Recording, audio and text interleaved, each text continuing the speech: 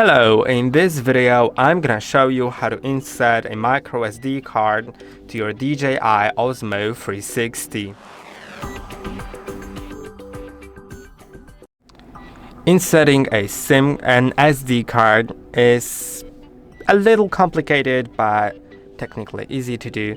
So to do it, you'll need to find the door on the left, the bigger door. On the right side there are the smaller ones, so find the bigger ones. Then to open them, you'll need to slide this switch to the side, then slide the door down and open them. Now, if you have some problems with opening the door, feel free to use one hand to pull the switch to the side, then while holding it, use another hand, for example with this notch, to pull the door down. Now open the door, and you'll need to take the battery out, so it's all easier to put this SD card in.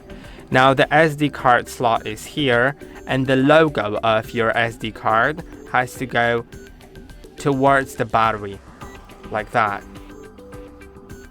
Now the SD card is in the correct way, but you'll need to click it inside until you hear a little click.